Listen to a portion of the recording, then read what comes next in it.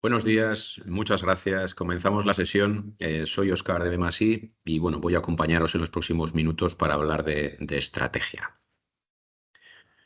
La sesión de hoy la hemos denominado Estrategia Industrial en tiempos inciertos, pero también podríamos denominarla o titularla el cómo tomar decisiones de impacto en el contexto actual. ¿De acuerdo?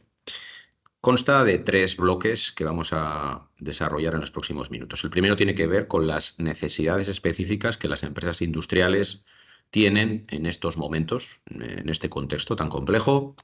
El segundo es precisamente cómo podemos lograr una buena estrategia o una buena toma de decisiones en dicho contexto y ante dichas necesidades.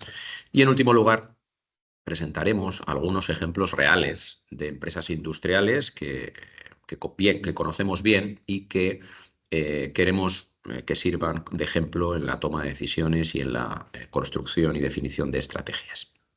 Vamos a empezar. Si nos permitís, en todo caso, vamos a hacer una pequeña introducción de quién es Bemasí. Somos una empresa especializada en el mundo de la estrategia, una consultora especializada. Contamos con más de 150 años de experiencia acumulada en nuestro equipo senior. Esas fotos que tenéis ahí son la parte de nuestro equipo realmente los más veteranos y veteranas y que de alguna manera formamos parte del núcleo de la empresa y que, bueno, consideramos que esa experiencia, como veis, con la especialización que cada uno tiene, pero con el hilo común y conductor de la estrategia, pues es uno de los elementos diferenciales y así lo reconocen nuestros clientes. Básicamente, cuando hablamos de estrategia, como ahí decimos, acompañamos y apoyamos a los clientes en la toma de decisiones de impacto. Lo llevamos haciendo más de 20 años. Nuestros clientes nos lo reconocen, nos reconocen que somos especialistas en estrategia. Llevamos más de 250 planes estratégicos o proyectos para todo tipo de perfiles de empresa. Tenemos desde empresas cotizadas hasta pymes, pasando por grupos familiares y por empresas con diferentes tipologías de propiedad, desde cooperativas hasta empresas participadas por fondos, etcétera, etcétera. En general podemos presumir de un índice de fidelización y de repetición bastante alto, por encima del 80%, y eso nos lleva a que hemos apoyado a muchas de nuestros clientes y de las empresas en diferentes ciclos estratégicos y ante diferentes necesidades, ¿de acuerdo? Y siempre nos centramos, cuando decimos que somos especialistas en estrategia, hablamos de estrategia y de organización. Luego entraré un poco más en detalle en esta parte. Somos un equipo experimentado, como os decía, llevamos más de 20 años de experiencia media tenemos en las personas que veíais antes en las fotos, y uno de los elementos que nos diferencia es precisamente que esas personas somos las que nos dedicamos y nos implicamos directa y activamente en cada proyecto, en cada cliente. ¿De acuerdo? Ese es uno de los elementos que también nos reconocen como diferenciales. De hecho, podríamos llegar a decir que somos el equipo humano especializado en estrategia más amplio del norte de España. Estamos en 15, 16 personas ahora mismo. Y obviamente, como empresa del sector del conocimiento, pues nos toca apostar por la formación continua y por el desarrollo permanente de conceptos y de metodologías, ¿de acuerdo? Para poder ayudar mejor a los clientes. En cuanto a nuestros valores y nuestra forma de trabajar, además de lo que ya he comentado, diría que somos bastante flexibles y nos adaptamos siempre a la realidad y a las necesidades del cliente, ¿de acuerdo? No somos, de alguna manera, en ese sentido, adaptamos nuestras metodologías, procesos y plazos a lo que el cliente necesite y a los resultados esperados en cada caso. Bien. Cuando hablamos de estrategia, por terminar, ¿qué hacemos? Pues básicamente acompañar a los clientes en lo que tiene que ver con la toma de decisiones, tanto en estrategia de negocio como corporativa. Y me refiero a estrategia de negocio, básicamente el posicionamiento de las empresas en sus mercados, en producto o servicio, en cuanto a los clientes, les ayudamos a revisar, definir, ajustar ese posicionamiento, cómo posicionarnos para seguir siendo competitivos y serlo de una forma sostenible. Y la estrategia corporativa, en aquellas empresas multinegocio, en aquellos grupos que tienen varias empresas, pues también apoyamos la toma de decisiones sobre la cartera de negocios.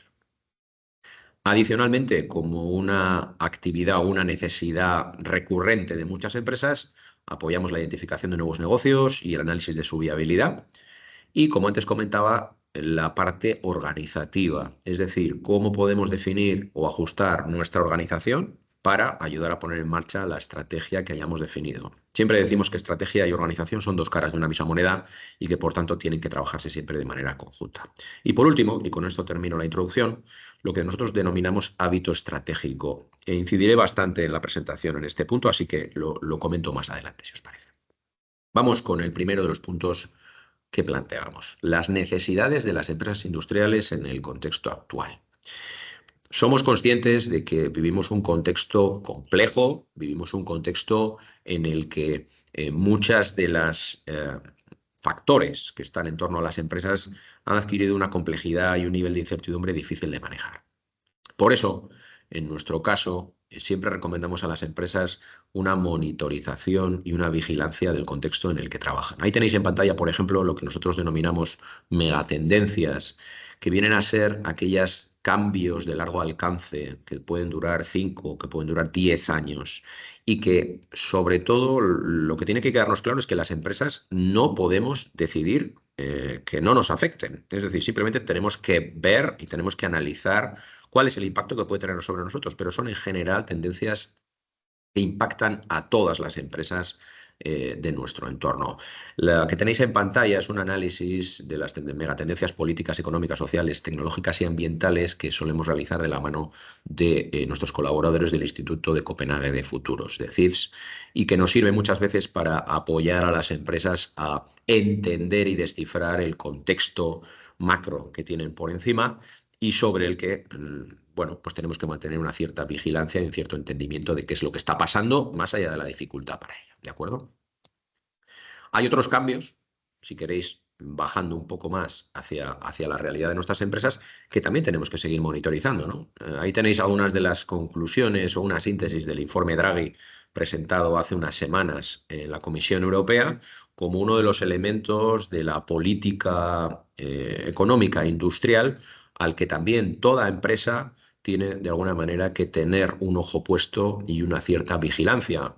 Pero lo mismo que hablo del informe Draghi, hablo de la noticia que esta misma mañana aparece en los diarios en referencia al anuncio de Trump en su campaña sobre los aranceles que piensa poner en marcha si gana, aranceles generales del 10-20% aplicables a todos los productos como mecanismo para defender la industria, según dice él. Por tanto, factores y cambios en el contexto ante los que debemos estar atentos.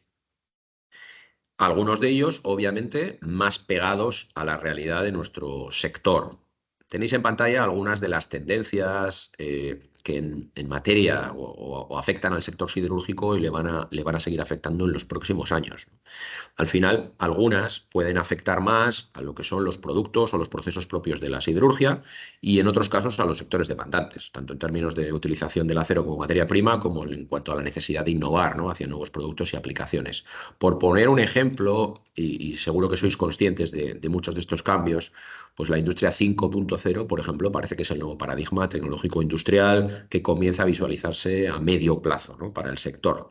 Parece que dejamos ya atrás la industria 4.0, ¿no?, en cuanto al menos a estos cambios que vienen y sobre todo esto viene de la mano de la aparición de muchas tecnologías disruptivas, pues con la inteligencia artificial como una de las principales, pero otra serie de tecnologías, de robótica avanzada, de machine learning, de realidad aumentada, etcétera, etcétera, que al final van a ir poco a poco incorporándose en nuestros procesos productivos y en nuestros procesos de gestión y realmente pues, nos pueden ayudar a diferenciar nuestros productos y nuestras empresas en los próximos años, ¿no?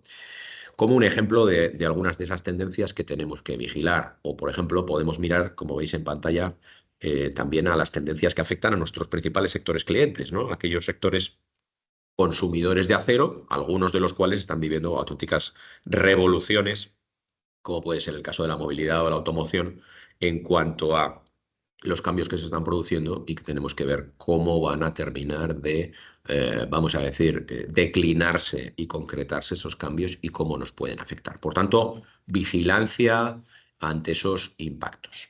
¿Por qué? Porque principalmente, como necesidades de las empresas, consideramos que para hacer estrategia y para tomar decisiones hoy resulta fundamental tener ese contexto monitorizado, ¿de acuerdo? Y eso nos lleva al final a que, de nuestra experiencia, de la relación y el diálogo con las empresas, estamos percibiendo que en estos tiempos tan complejos las empresas necesitan, vamos a decir, algunas de los elementos que vamos ahora a presentar. El primero tiene que ver precisamente con eso, con cribar el ruido, con tratar de entender todo este contexto tan complejo y tan incierto para realmente descifrar aquellas tendencias, aquellos cambios que nos impactan o que nos pueden impactar directamente y que eso nos lleve a ajustar nuestras estrategias de futuro y nuestra toma de decisiones. Un cambio que también y una necesidad que también se percibe hoy es la de tratar de anticiparnos, tratar de imaginarnos y caracterizar los posibles futuros. Ya no hablamos de un futuro. Muchos de estos cambios que antes o tendencias que antes comentábamos pueden tomar diferentes direcciones. A partir de ahí se pueden plantear diferentes futuros posibles en los próximos años y realmente es un ejercicio que cada vez más empresas llevan a cabo, ¿no? Tratar de descifrar esos posibles futuros y pensar qué planes o qué acciones puedo tomar para ir hacia uno o para ir hacia otro. Y a partir de ahí, aprender también cuáles son aquellas acciones en común, sea cual sea el escenario que tengo que poner en marcha. Pero, por tanto, anticiparnos. Ya el ser reactivo, como nos ha pasado a muchas empresas durante mucho tiempo, ya no es suficiente. Tenemos que tratar de anticiparnos. Otro cambio que se está dando y otra necesidad clara de las empresas es la necesidad de repensar su estrategia internacional. Lo que nos ha traído hasta aquí en las últimas décadas respecto a la internacionalización de las empresas, dónde compramos materia prima, dónde producimos, dónde vendemos, dónde hacemos nuestro I+D, en muchos casos ha saltado por los aires con la pandemia, con los problemas y las crisis logísticas que hubo, con la volatilidad de algunos de nuestros mercados y materias primas, con las crisis recientes, guerras, etcétera, etcétera. Este contexto tan complejo nos está obligando a repensar nuestra estrategia internacional y esta es una necesidad que también vemos muy clara en muchas empresas. Una necesidad, si queréis, más recurrente es la que tiene que ver con la exploración de nuevas oportunidades y modelos de negocio, ¿no? Toda empresa que esté hoy aquí y que hoy siga siendo competitiva es porque en un momento determinado, cuando su producto principal en un determinado momento ha visto que flojeaba en términos de ventas, en términos de rentabilidad, ha tratado de explorar nuevas oportunidades y modelos de negocio. Hoy vinculados a muchos de los elementos de disrupción que antes comentábamos. Inteligencia artificial, digitalización, circularidad, la propia transición energética nos llevan a explorar. Es momento de mantener vamos a decir, la doble velocidad en las empresas, la explotación del negocio en marcha y la exploración de nuevas oportunidades. Y para terminar también este bloque podemos hablar de el equilibrio, de la búsqueda de estrategias más continuistas con estrategias más rupturistas, la búsqueda de, vamos a decir, desarrollo propio en muchos casos de nuestros proyectos de futuro y la búsqueda de alianzas o de compras como algo que en muchos casos muchas empresas durante tiempo han renunciado a ello, pero que hoy en algunos casos podemos verlo como necesario. Y por último, en este caso, la necesidad de mejorar la organización para gestionar esta incertidumbre, para realizar tener el contexto monitorizado y para moverse en este nuevo contexto, realmente nuestra organización también hay que adaptarla. ¿De acuerdo? Por tanto, hecho este repaso de cuáles son las necesidades actuales de las empresas en un contexto tan incierto y complejo como el que vivimos, vamos a hablar de cómo hacer estrategia, cómo tomar decisiones hoy en el contexto actual. El primero de los elementos que queremos destacar es la necesidad de poner foco en las decisiones más relevantes, es decir, no perdernos en elementos más accesorios o en temas menores, sino realmente tener claro que tenemos que tomar decisiones, no podemos quedarnos bloqueados por este contexto tan incierto, tenemos que seguir adelante y tenemos que poner el foco en aquellas decisiones más relevantes para nuestro futuro. Por ello, ahí destacamos dos elementos. Uno, que para tomar las decisiones tenemos que tener información suficiente. Nunca vamos a tener el 100% de la información y los datos que nos gustarían para tomar las decisiones, pero sí que necesitamos al menos la información suficiente. Y esto lo vemos muchas veces en las empresas, que queremos tomar una determinada decisión y no tenemos el mínimo de información. Y por tanto, quizás esa toma de decisiones en ocasiones hay que aplazarla. Pero en otros casos no podemos dejar la decisión para más adelante cuando ya haya una información suficiente para ello. Y un elemento también importante desde nuestro punto de vista, el pensamiento estratégico. Ya no vivimos tiempos de planificación detallada y no podemos prever en una Excel lo que va a pasar en los próximos años con claridad y con certeza, pero sí que podemos incorporar cada día más en los equipos directivos, en las propiedades de las empresas, pensamiento estratégico que nos ayude a estar continuamente reflexionando y revisando nuestra estrategia. Además, tienen que ser, segundo elemento, estrategias adaptadas a este nuevo entorno. Más allá de las modas, realmente tenemos que reforzar, como decíamos ahí, el pensamiento estratégico, pero también el prospectivo, la mirada más allá al futuro, al cómo van a impactar estos grandes cambios, sostenibilidad, tecnologías, etcétera, etcétera, y cómo me puedo anticipar y moverme en esos diferentes escenarios.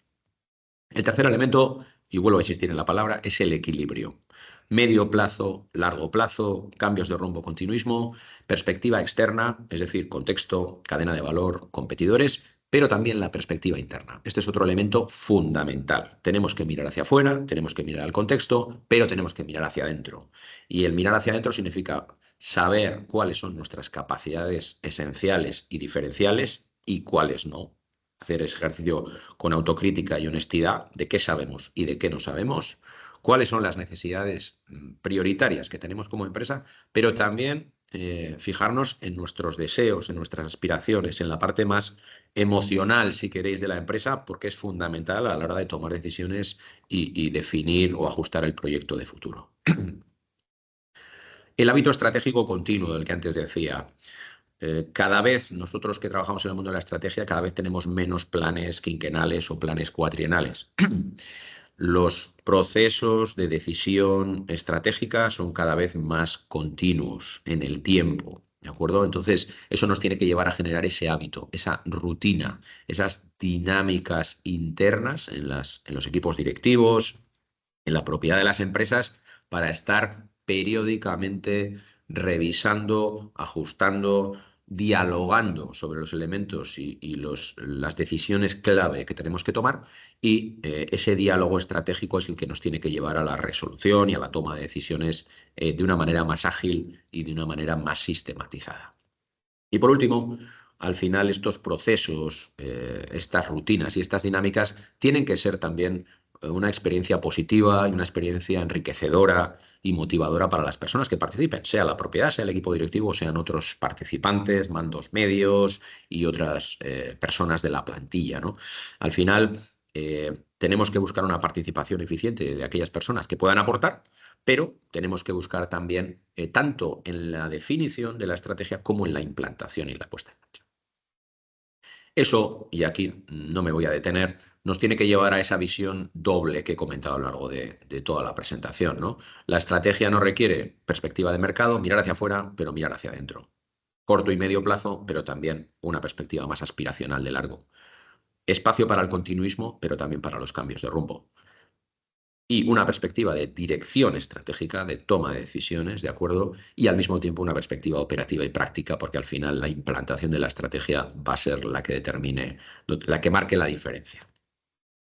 Y por último, en este bloque de cómo hacer estrategia, vamos con algunos factores críticos antes de entrar a los ejemplos que creo que van a ser muy enriquecedores. Para elaborar una estrategia rigurosa, compartida y accionable, lo primero, estructurar en cierta medida el proceso. ¿De acuerdo? Que no sea algo absolutamente aleatorio, sino que tengamos estructura y que tengamos claras cuáles son las preguntas clave que hay que responder.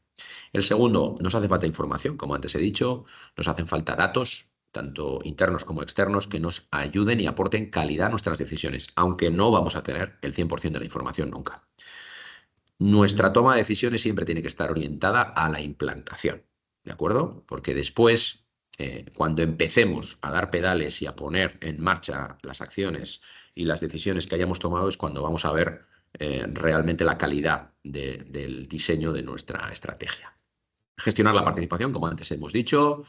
Es importante y es interesante que en la toma de decisiones participen diferentes niveles de la empresa, según cuál sea la decisión y según para qué, teniendo muy claro para qué, pero no es cuestión de que todo el mundo participe en todo. Y como antes decía, lo que sí es relevante es que la propiedad y los equipos directivos, que normalmente son los que participan más activamente en la toma de decisiones, también participen activamente y ayuden al despliegue de esa estrategia. Ese es un elemento fundamental. Y luego, en ocasiones, puede ser relevante el contar con una opinión crítica externa que nos ayude a retar algunas de las preguntas y a aportar experiencia en procesos similares. Cada vez vemos equipos directivos más preparados para hacer estrategia por su cuenta, pero es verdad que ante según qué decisiones, ante según qué análisis de información, se requiere en ocasiones esa opinión externa que nos puede dar otro punto de vista y ayudar a decidir, en definitiva. Y también esto, por supuesto, está siempre afectado y depende de la experiencia que tenga el equipo participante, sea el equipo propietario, sea el equipo directivo, en la toma de decisiones y, por tanto, a la hora de hacer estrategia, ¿no? Hay equipos más experimentados, obviamente, muchas de estas cuestiones pueden resultarles más naturales y a equipos con menos experiencia pues pueden requerir más apoyo. ¿Cómo podría ser un proceso tipo? No me detengo en esta parte porque al final es un proceso bastante natural. Necesitamos primero diagnosticar y entender la foto de dónde estamos. Sí que es muy importante la parte de las alternativas estratégicas. Ante decisiones que tenemos que tomar, plantear y valorar diferentes alternativas estratégicas. ¿De acuerdo? A partir de ahí seleccionar la opción más adecuada, pero esas alternativas son un elemento fundamental en toda toma de decisiones. Diseñar una estrategia, como antes hemos dicho, con todas las implicaciones que pueda tener en cuanto a capacidades, en cuanto a recursos, teniendo una visión integral de nuestra empresa y nuestro modelo de negocio. Y nosotros solemos recomendar también lo que llamamos test de solidez, ¿no? De la toma de decisiones o de la estrategia que hemos definido. ¿Qué pasa si jugar de alguna manera y dialogar sobre sucesos más o menos probables que puedan afectar a nuestra empresa y cómo nuestra estrategia responde o soporta ese tipo de cambios? Y por último, la implantación, bueno, como antes hemos comentado, la fase clave para la puesta en marcha de la estrategia, donde, por ejemplo, las implicaciones organizativas que tienen las decisiones que hayamos tomado sobre nuestro posicionamiento, pues son también vitales y tenemos que tenerlas en cuenta. Vamos con algunos ejemplos reales que creo que nos van a ayudar a entender este tema que estamos comentando. Son ejemplos reales de empresas industriales que hacen estrategia proactivamente y que, bueno, nosotros conocemos bastante bien. Ahí tenéis algunos ejemplos de los que vamos a comentar hoy. El primero es el grupo Sidenor. En este caso nos remitimos en el tiempo, al momento en el que el equipo directivo adquiere la compañía, el grupo Gerdau, en un proceso de MBO y decide que necesita dar solidez y cohesión al proyecto de futuro, ¿no? Entonces, ante eso se plantea un proceso de reflexión y definición estratégica básicamente para configurar ese proyecto propio de futuro muy orientado al crecimiento y la diversificación. ¿Cuáles son algunas de las necesidades que en ese momento planteaba el grupo, el equipo directivo?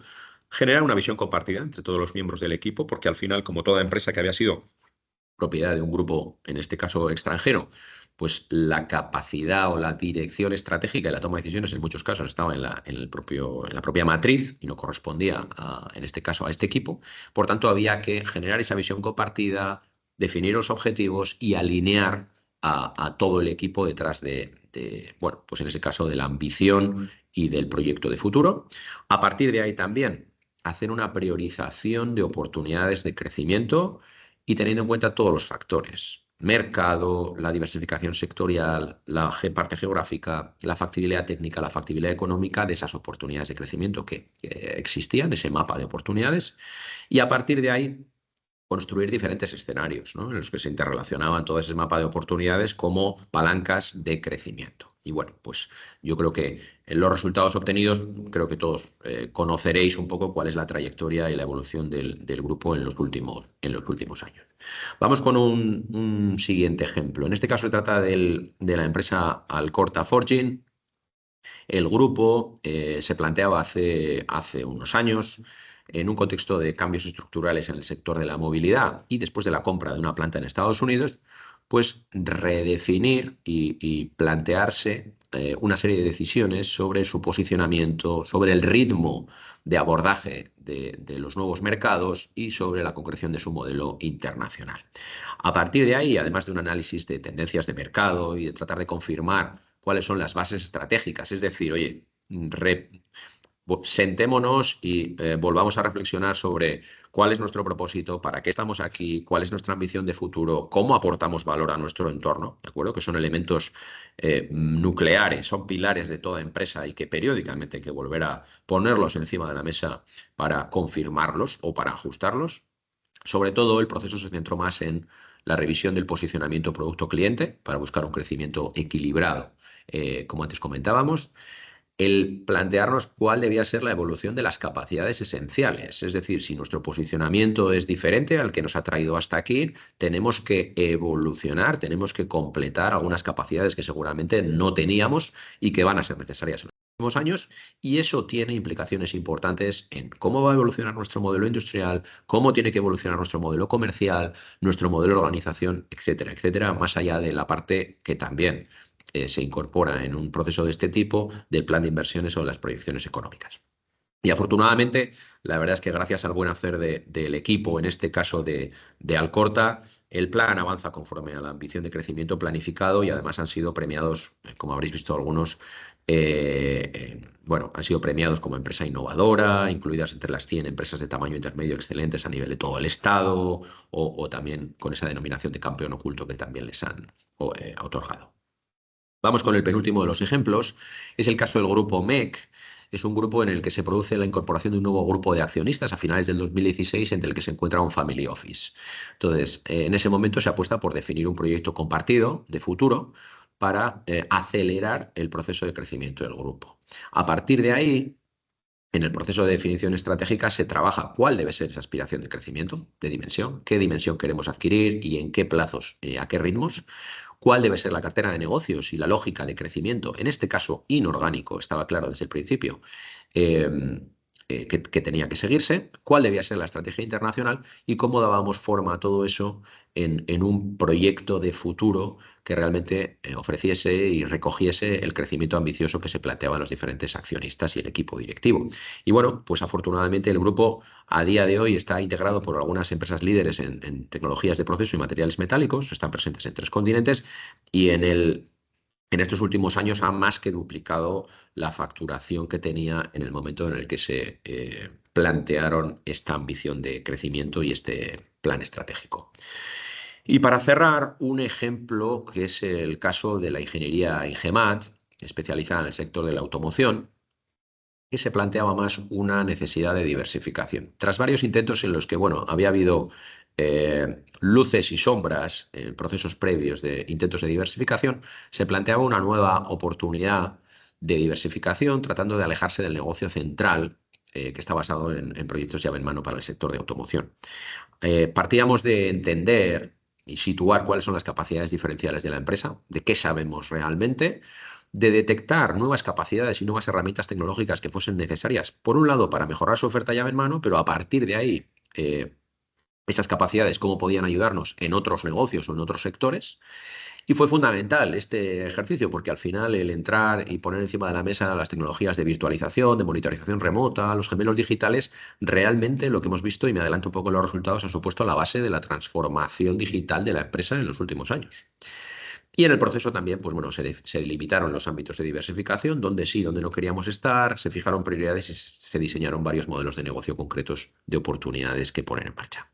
Y los resultados, pues como antes os decía, ¿no? Realmente la apuesta por la innovación y la digitalización y el crecimiento que también han hecho en alianzas y colaboraciones para ello, pues les ha situado como una empresa líder en innovación y con el objetivo de seguir creciendo y seguir completando y complementando capacidades y fortalecer su posicionamiento, acaban de anunciar hace unos meses su integración en un grupo industrial estadounidense. Con estos ejemplos queríamos reflejar un poco, como veis, la realidad de la toma de decisiones clave y el impacto que esto tiene en diferentes empresas de nuestro entorno. Y con esto finalizamos. Muchas gracias por participar. Quedo a vuestra disposición para cualquier duda o consulta que podáis tener.